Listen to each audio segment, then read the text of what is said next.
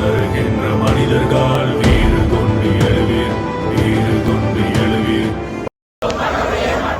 கைவிடே கைவிடே கைவிடே கைவிடே.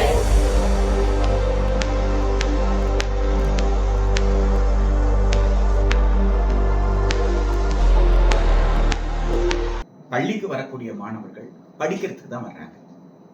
இப்போ மேல்நிலை பள்ளியில +1 +2ல படிக்க வர மாணவர்கள் 10வது வரைக்கும் அடிப்படையான அறிவு பெற்று வர்றாங்க. கணிதமாகட்டும், அறிவியல் ஆகட்டும், சமூக அறிவியல் ஆகட்டும், மொழிப்பாடம் ஆகட்டும், இதெல்லாம் அடிப்படை அறிவோட வர்றாங்க. இதுல அவர்கள் தேர்ந்தெடுக்கிற பாடத்துல இப்ப அறிவியல் பாடத்தை எடுத்துக்கிறாங்க அப்படின்னு சொன்னா அதுல உயிரியல், வேதியியல், இயற்பியல், கணிதம் போன்ற இந்த பாடங்கள்ல நீங்க சற்று ஆழமாக அவர்கள் படிப்பதற்கு அந்த வயதிற்கு ஏற்பட்ட பாடத்திட்டத்தை நீங்க கொடுக்க போறீங்க. ஒரு மாணவர்களுக்கு பாடத்திட்டத்தை வடிவமைக்கும் பொழுது உலகம் முழுக்க எப்படி வடிவமைக்கிறாங்க அப்படின்னு சொல்லி கேட்டா அந்த மாணவருடைய பண்பாட்டு சூழல், அந்த மாணவருடைய வயது, ஏன்னா வயதிற்கு ஏற்றாற் போலதான் கற்றல் திறன் இருக்கும், கற்றல் திறன் வெளிப்பாடு இருக்கும், காக்னிட்டிவ் ஸ்கில் சொல்றோம்ல, அது டெவலப் ஆயிட்டே வரும். அப்போ ஒரு மாணவர் ஒவ்வொரு ஆண்டும் ஒரு குழந்தை வளருது, வாலிப வயசுக்கு வருதுன்னா அப்போ அந்த 18 வயதுன்னு சொல்றோம்ல, அந்த 18 வயதுக்கு அது வாக்களிக்க தகுதி பெற்றுடுது, ஒப்பந்தம் தகுதி பெற்றுடு, மேஜர் அப்படின்றீங்க. எதனால 18 வயதுன்றது நம்பரா கிடையாது, ஒவ்வொரு ஆண்டும் அனுபவம் கூடுகிறது. அந்த அடிப்படையில தான் ஒரு 15 வயதுல இருந்து 17 வயதுக்குள்ள இருக்கக்கூடிய அந்த பருவத்தில் இருக்கிற குழந்தைகளுக்கு ஒரு பாடத்திட்டத்தை நீங்க உருவாக்குறீங்க. அப்ப அந்த பாடத்திட்டத்தை கற்க வந்த அந்த மாணவருக்கு எந்தெந்த வகையிலெல்லாம் சிறப்பாக கற்றுத்தர முடியுமோ அப்படியெல்லாம் நீங்க கற்றுக் கொடுக்கலாம்.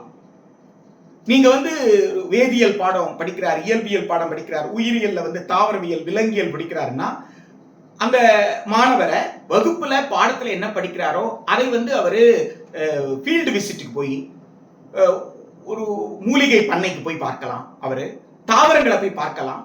ஒரு தாவரவியல் படிக்கிறவர், விலங்கியல் படிக்கிறவர், வேதியியல் படிக்கிறவர், அவர் ஆய்வுக்கூடத்துக்கு போகலாம், ஆய்வுக்கூடத்துல போய் பரிசோதனை என்ன நடக்குது அப்சர்வ் பண்ணலாம். அனுபவ ரீதியாக கற்றல் சொல்லுவோம். இப்ப நாம என்ன செய்யறோம், வேலை திறனை கத்துக்கொண்டோம். வேலை திறனை கற்றுக்கொள்வது என்பது வேறு, அனுபவ ரீதியாக கற்றுக்கொள்வது என்பது வேறு. ஒகேஷனல் ஸ்கில்லிங் கொடுக்கிறது வேற, எக்ஸ்பீரியன்ஷியல் லேர்னிங் என்பது வேற. இவ்வாறாக ஒரு மாணவரை முழுமையாக படிக்க அனுமதித்து படித்த பிறகு அவர் எந்த அளவிற்கு புரிந்து கொண்டிருக்கிறார் சோதிக்கு பேர் தான் தேர்வு. ஆக படிக்கிற வாய்ப்பை சமமாக கொடுங்கன்னு கேட்கிறோம். எல்லோருக்கும் படிக்கிற வாய்ப்பை சமமா கொடுங்க அப்படின்றோம். இதுல ஏழை பணக்காரன் என்று பாகுபாடே கிடையாது. வகுப்பறைக்குள்ள ஒரு குழந்தை வந்ததுக்கு அப்புறம் அந்த குழந்தை ஏழையா பணக்காரனா அப்படிலாம் இல்ல. அந்த குழந்தை வகுப்பறைக்கு வந்த பிறகு அந்த குழந்தை படிக்க வந்துருச்சு. இப்ப எல்லாருமே மாணவர் தான். அப்ப சமமான வாய்ப்பு கொடுத்தால் அந்த மாணவர்கள் சமமாக கற்பதற்கான எல்லா சூழலும் உருவாகும். அத்தகைய வசதியை செஞ்சு கொடுத்து அதற்கான மதிப்பீட்டு முறை ஒன்று இருக்குன்னா அந்த மதிப்பீட்டு முறையில நீங்க மதிப்பிடணும். இதுதான் உலகம் முழுக்க இருக்கிற நடைமுறை. நீட்ல தொடக்கத்திலிருந்து என்ன செய்யறாங்கன்னா, +2க்கு ஒரு டெக்ஸ்ட் புக் கொடுத்திருக்காங்கன்னா அந்த டெக்ஸ்ட் புக் படி, அந்த பாடத்திட்டத்தின் படி கற்றல் முறை, அந்த கற்றல் முறையில் கற்றுக்கொண்ட மாணவர்களுக்கு அவங்க ஒரு தேர்வு முறை வைத்து அந்த மாணவர் கற்றாரா கற்கலையா எந்த அளவுக்கு கற்றிருக்காரு மதிப்பிட்டு ஒரு சான்று கொடுத்துறாங்கன்னா அதே பாடநூலை வைத்துக்கொண்டு நான் வேறு வகையில் தேர்வு நடத்துகிறேன் அப்படின்னு சொல்றது எந்த வகையில நியாயம்? இப்போ வாரிய பாடத்திட்டத்துல வாரியங்கள் நடத்தக்கூடிய தேர்வுல கல்வியாளர்கள், ஆசிரியர்கள் அவங்க தான் அந்த தேர்வை மதிப்பீடு செய்யறாங்க. ஆனா தேசிய தேர்வு முகமைன்றது ஒரு கல்வியல் அமைப்பே கிடையாது, அது ஒரு முகமை. அப்ப அந்த முகம் ஒரு வாரியத்திற்கு, கல்வியாளர்களை கொண்ட ஒரு அமைப்புக்கு இல்லாத ஒரு திறன் அல்லது மதிப்பீட்டு முறைகள் இந்த முகமைக்கு இருக்குன்னு நம்புறது எப்படி ஒரு நியாயமாக இருக்க முடியும்? இப்ப தொடக்கத்திலிருந்தே நீட் கல்வியின் மீது அக்கறை கொண்டோ, சிறந்த மாணவர்களை உருவாக்கணும்னு சொல்லிட்டோ, அல்லது மருத்துவ சேவை நன்றாக இருக்கணும் என்று சொல்லியோ அறிமுகப்படுத்தப்பட்டதே அல்ல.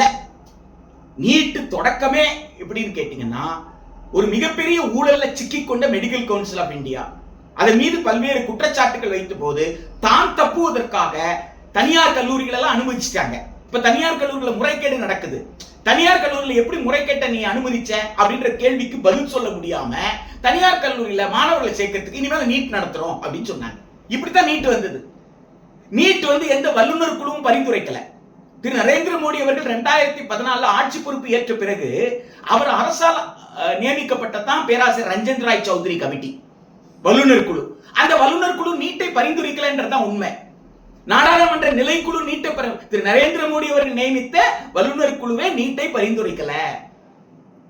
அது ஒரு பொது மருத்துவ நுழைவுத் தேர்வு அப்படின்னு சொன்னாங்க. எந்தெந்த மாநிலங்கள் விரும்பலையோ அந்த மாநிலங்களை விலக்கி வைத்து விடுங்கள் அப்படின்னு சொல்லி சொன்னாங்க. ஆக திரு நரேந்திர மோடி அமைத்த அந்த வல்லுநர் குழுவும் பரிந்துரைக்கல. நீங்க ஒரு வல்லுநர் குழு அமைச்சீங்க, பேராசிரியர் ரஞ்சித் ராய் சௌத்ரி வல்லுநர் குழு, அவங்க பரிந்துரைக்கல. நாடாளுமன்ற நிலைக்குழு அதிகப்படியான எண்ணிக்கையில பாஜக உறுப்பினர்கள் இருந்தாங்க. அந்த நாடாளுமன்ற நிலைக்குழு தன் 92வது அறிக்கையில விரும்பாத மாநிலங்களை விலக்கி வைத்திருங்க பரிந்துரை கொடுத்திருக்கு. அதையும் திரு நரேந்திர மோடி ஏற்றுக்கொள்ளலன்னா காரணம் என்ன? இது முழுக்க முழுக்க முழுக்க வணிக நலன் சார்ந்தது. கோச்சிங் சென்டரை வளர்க்கிறது, பள்ளிகளை இல்லாமல் செய்வது. தேசிய கல்விக் கொள்கையினுடைய நோக்கம் அதுதானே. வளாகம் இல்லாத படிப்புன்றது தானே. வளாகமே தேவையில்லை, வளாகமே இல்லாத ஒரு படிப்பு. அப்ப பள்ளிக்கூடம் தேவைப்படாது, கல்லூரி தேவைப்படாது. அப்ப பள்ளிக்கூடம் கல்லூரி தேவையில்லை என்கின்ற வகையில பள்ளி கல்வியை சிதைப்பதற்கான ஒரு யுக்தி தான். மே மாதம் 3, 2026 நீட் நடக்கு. அது நீட் மையத்திற்கு மாணவர்கள் வந்திருக்கிறாங்க. அந்த நேரத்தில் கடந்த ஆண்டுகள்ல சென்ற ஆண்டுக்கு முந்தைய ஆண்டு நீட் நடைமுறையில MBBS சேர்ந்த மாணவர்கள் அத்துணை பேரும் அவங்க கல்லூரிக்கு வரவழைக்கப்பட்டார்கள். இந்த ஆண்டு இந்த மே 3 இங்க இந்த ஆண்டு மாணவர் சேர்க்கைக்காக மாணவர்கள் தேர்வு எழுதுவதற்காக தேர்வர்கள் நீட் மையத்துக்குள்ள போயிருக்கிறாங்க. கடந்த ஆண்டு நீட் நடைமுறையில அவர்கள் MBBS ஃபர்ஸ்ட் இயர் சேர்ந்துட்டாங்க. அதுக்கு முந்தைய ஆண்டு ஃபர்ஸ்ட் இயர் சேர்ந்தவங்க கடந்த ஆண்டு 2வது வருஷத்துல இருக்கிறாங்க, படிச்சிட்டு இருக்காங்க. இப்ப இவங்க எல்லாம் MBBS படிக்கிற மாணவர்கள். இவர்களை ஏன் வகுப்பறைக்கு வர சொன்னீங்க? காலையில இருந்து சாயந்தரம் வரைக்கும் வகுப்பறையிலோ விடுதியிலோ தங்க வச்சீங்க. என்னன்னா ஆள்மாறாட்டத்தில் இவர்கள் ஈடுபட்டு விடக்கூடாது. இந்த வாட்டி தேர்வு எழுதுறவங்களுக்கு பதிலாக இவர்கள் தேர்வு எழுது. கடந்த ஆண்டுகள்ல அந்த மாதிரி நடந்திருக்கு. எனவே அப்படி இவர்கள் ஈடுபட்டு கூடாது. அப்போ கிட்டத்தட்ட இதுக்கு நீங்க சட்டப்படியான வார்த்தையை பயன்படுத்தணும்னா இது பிரிவென்டிவ் அரெஸ்ட் தானே, தடுப்பு காவல் தானே.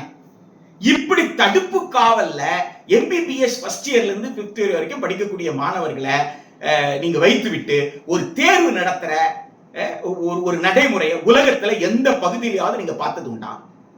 அப்போ இந்த அனுபவம் மே 3, 2026 இந்த அனுபவம் உங்களுக்கு எதை காட்டுகிறது? நீட் நடைமுறையில MBBS சேர்ந்தவங்க சம்பாதிக்கணும்ன்ற நோக்கத்துல எந்த முறைகேட்டிலும் ஈடுபடுவதற்கு தயாராக இருப்பார்கள் நிரூபிச்சிருக்கு. இவங்க ஆள்மாறாட்டம் செய்வாங்க அப்படின்னு சொன்னா அர்த்தம், ஆள்மாறாட்டம் செய்வதற்கு மூலமாக அவங்களுக்கு என்ன வரப்போகுது?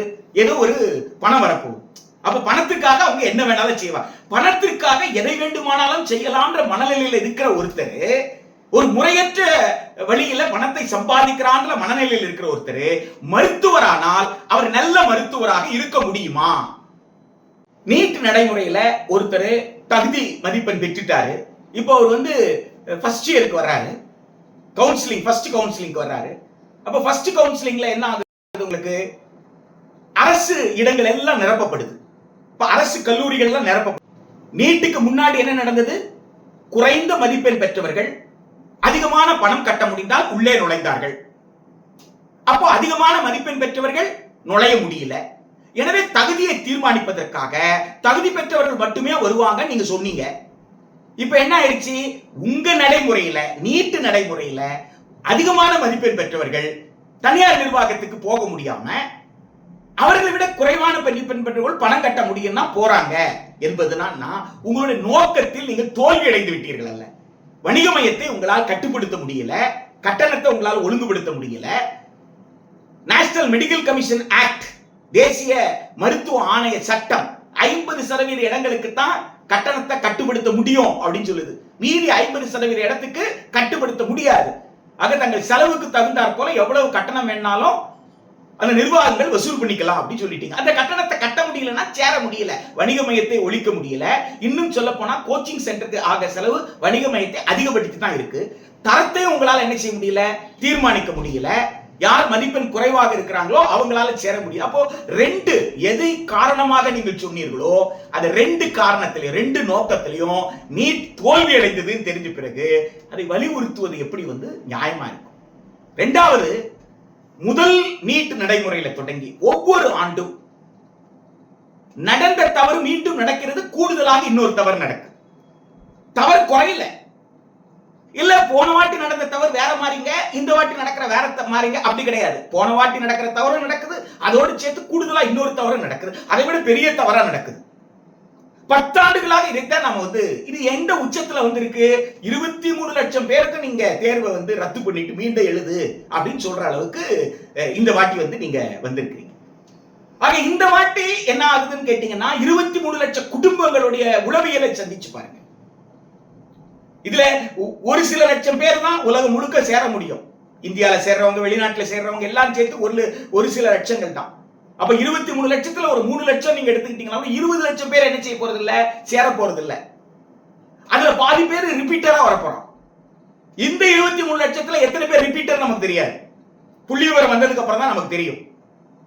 ஆக இவ்வளவு பணம் செலவு செய்து ஒருத்தர் மருத்துவ படிப்புக்கு வர்றாருன்னா, இப்ப நீங்க மறுதேர்வு நடத்துறீங்க. இந்த மறுதேர்வு நடத்தி நீங்க முடிவுகள் கொடுக்க அடுத்த MBBS முதலாண்டு கல்வி ஆண்டு தாமதமா தொடங்கும். தாமதமா தொடங்குறதுனால கல்வி ஆண்டை நீங்க விரிவாக்குவீங்களான்னா கிடையாது. அந்த கல்வி ஆண்டுக்குள்ள அந்த தேர்வு அவர் எழுதியாகணும். அப்படின்னா குறுகிய காலத்திற்குள்ள அந்த பாடத்தை முழுசா அவர் படிச்சாகணும். அப்ப ரெட்டிப்பு மன அழுத்தம் இல்லையா? இப்ப ஏற்கனவே மன அழுத்தத்துல இருக்கிறாரு, மீண்டும் தேர்வு எழுதும் போது அவர் பாதிக்கப்படுறாரு. அது இல்லாம அதையும் கடந்து ஒருத்தர் சேர்ந்துட்டாருன்னா ஒரு குறுகிய காலத்திற்குள் MBBS உடைய முதலாண்டு இப்படி டார்ச்சர் பண்றதுல என்னங்க உங்களுக்கு சந்தோஷம்? ஒரு மாணவரை, ஒரு குழந்தைய, ஒரு தேர்வரை, ஒரு கேண்டிடேட்டை, ஒரு ஸ்டூடெண்ட்டை உங்க புள்ள இப்படியான துன்பத்தை படுவதை எந்த அப்பாவாவது எந்த அம்மாவாவது சந்தோஷப்பட முடியுமா? இப்படி ஒரு நடைமுறையில அப்போ ஒரு அரசு அப்பா நிலையில அம்மா நிலையில இருந்து பார்க்க வேண்டாமா? இதனால் யாருக்கு லாபம்? கோச்சிங் சென்டர் தவிர, கோச்சிங் சென்டர் நடத்துறவங்களை தவிர வேறு யாருக்கு லாபம்? ஆக இந்த உளவியலோடு வர்றவரு, இந்த சிக்கல்ல வர்றவரு மருத்துவ சேவையாக பார்க்காமல் மருத்துவத்தை பணமீட்டும் ஒரு வேலையாக பார்க்க ஆரம்பித்தால், மருத்துவ தொழில் என்று பார்க்காமல் வேலை ஈட்டும் ஊதியத்தை தரக்கூடிய ஒரு செயல்பாடாக பார்க்க ஆரம்பிக்கிறாருன்னா பொது சுகாதாரத்துறைக்கு மருத்துவர்கள் கிடைப்பாங்களா? ஆரம்ப சுகாதார நிலையத்திற்கு மருத்துவர்கள் கிடைப்பாங்களா? வலுவான கட்டமைப்பு தமிழ்நாடு போன்ற மாநிலங்கள்ல பொது சுகாதாரத்துறை இருந்ததன் காரணத்தால் தான் கொரோனா போன்ற பெருந்தொற்று வந்த போது பல உயிர்களை நம்மால் காப்பாற்ற முடிந்தது. அவ்வாறு ஒரு பெருந்தொற்று வருமையானால் அதை காப்பாற்றுவதற்கு ஒரு வலுவான ஒரு பொது சுகாதாரத்துறை இல்லைன்னா தனியாரை மட்டுமே நம்ப வேண்டிய சூழல் வரும். அப்ப பல உயிர்களை நாம் இழக்க வேண்டிய அவசியம் ஏற்படும். ஏழை எளிய மக்கள், வாய்ப்பற்றி இருக்கிற மக்கள், இன்னும் நியாயமான ஊதியம் கிடைக்காமல் ஊதியத்திற்கு போராடிட்டு இருக்கிற மக்கள், இந்த மக்கள் மருத்துவ வசதிக்கு இன்றைக்கு பொது சுகாதாரத்துறையை, பொது மருத்துவமனையை, ஆரம்ப சுகாதார நிலையத்தை நம்பி இருக்கிறார்கள் என்று சொன்னால் அங்கே மருத்துவர்கள் கிடைக்கல, தனியாரைத்தான் நம்புறோம்னு சொன்னா அப்ப ஒட்டுமொத்தமாக இந்திய அரசமைப்பு சட்டம் சொல்லக்கூடிய கண்ணியமிக்க வாழ்க்கையினுடைய உத்தரவாதத்தில் ஒன்றான சுகாதாரம், மருத்துவ வசதி என்பது எல்லோருக்கும் கொடுக்க முடியாது. எனவே நீட் நடைமுறை என்பது வெறும் மாணவர் சேர்க்கை, மருத்துவ மாணவர் சேர்க்கை நடைமுறையாக மட்டும் பார்த்துவிட முடியாது. இந்த நீட் நடைமுறை என்பது பொது சுகாதாரத்துறைக்கு ஒரு மிகப்பெரிய சவால் என்பதையும் உணர்ந்து அது பாதிப்பை இன்னும் சந்தித்துக் கொண்டிருக்கிறோம். மருத்துவ நிபுணர்கள் அதை பற்றிய பொது சுகாதாரத்துறை எப்படி பாதிக்கப்படுது அப்படின்ற விஷயத்தை பேசிட்டு இருக்காங்க.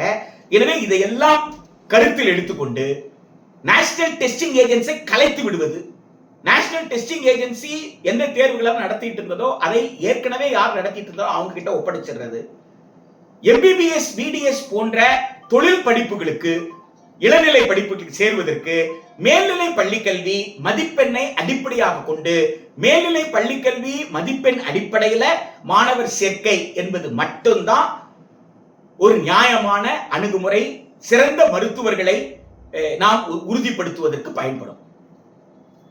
அருமை, மிக அருமையான பல கேள்விகளை பதில் சொன்னீங்க. மிக்க நன்றி. நன்றி, வணக்கம்.